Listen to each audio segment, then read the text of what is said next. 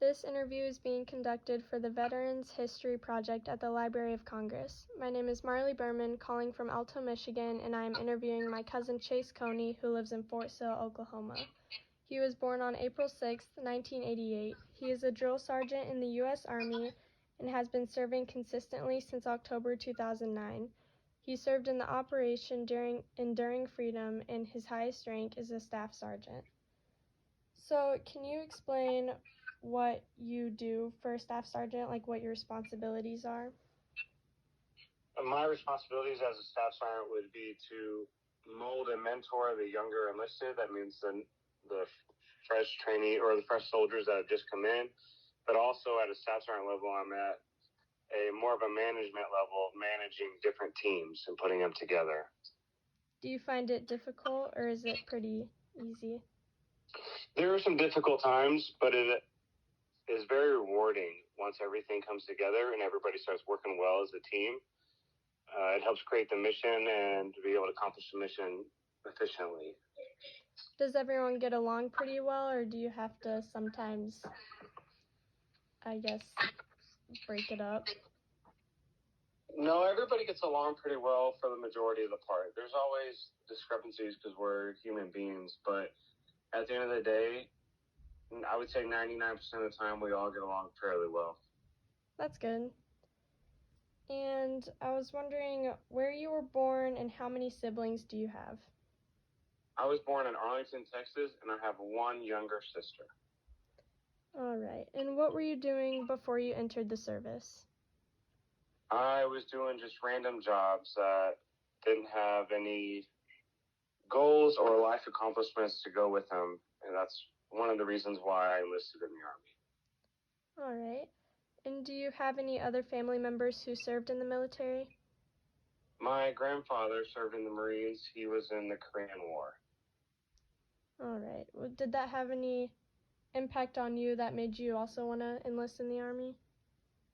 That had a small impact, but I didn't know him while he was in the Army or in the Marines. But it gave me a higher goal to search for, to wonder what it was to be like in the military. And that kind of slowly helped push me that way. That's good. And was it hard to adapt to like the military food or the schedule you had to go through? At first, it was very hard.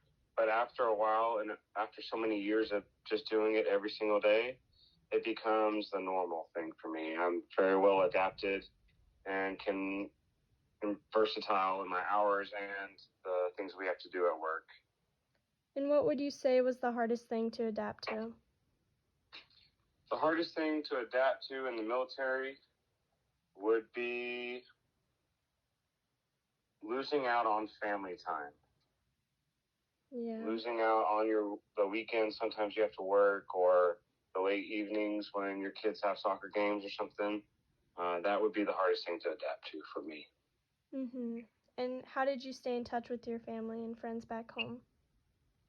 Now social media is a very big thing, so there's Facebook, and with phone calls and FaceTime now, it makes it a lot easier to communicate with everybody. That's good. And did you make friends that you're still in contact with? I have made some of the best friends of my life, and I could call them after 10 years, and we would still pick up like it was yesterday. That's good. And is it hard for you to have to leave a place that you stayed at for a long time, or has it become normal? It's hard because I'm going to miss the people I've grown to know and to work with, but it's also very exciting because I look forward to see what the future holds for us, and be able to meet new people and a new place to live is always exciting. Yeah. And where did you serve, and did you witness any action? I was in Qatar during Operation Iraqi Freedom, and no, I did not witness any action. All right. And where were you when the war ended? The war's still going on, so I am technically still just here. And you still go there?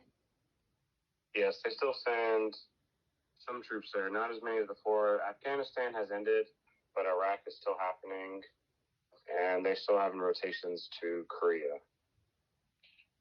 All right. And is it difficult for you, or is it pretty easy? It's difficult at times, just from the late hours and the demand of the work, but other than that, it's pretty easy. All right. And did you have to readjust a lot when you're like being called to go there?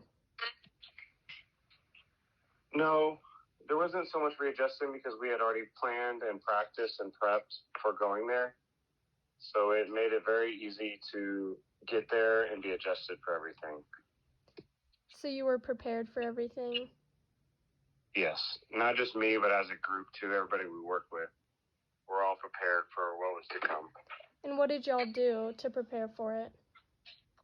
We have rotations, what we call them at JRTC and NTC, where you go and you practice being over there for 30 days and just get into the rhythm of what you need to work on and what you don't need to work on and be able to figure out those fine details. So when we get over there, we know exactly what we're doing and exactly what we need to do to accomplish the mission. All right, that sounds good. And what lessons have you learned from serving? Ooh, what lessons have I learned? I've learned that it's important to always put your family time first and then the Army. It's important to take care of yourself, both physically and mentally, to be able to go to work every day and accomplish the mission. Mm-hmm. And did this have a positive or a negative impact on you? This has had a positive impact on me. I've had a great career, and I look forward to the many more years I get to serve and see where it takes me next. And would you recommend this to other people that should experience it? I would 100% recommend it to everybody to at least try it one time and see if they enjoy it or not. And what makes you recommend it? It's a great learning opportunity, and it's a great experience, from being able to fire weapons that normal people would never be able to get to fire, to building a camaraderie with other individuals that you won't get to experience anywhere else. This is a truly a one-on-one thing. Mm-hmm. And what are some of the different things that you do, like when you're practicing or preparing? Some of the different things we do would be practicing different scenarios of just things that have happened in the past and seeing how we would react to it if it was to happen to us, or setting up a new experience for other people to train and practice through that have never experienced anything like this before. And so you do help other people train for it too? Yes. All right.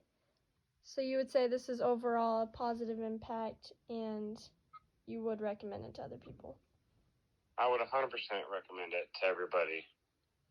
All right. Thank you. Thank you.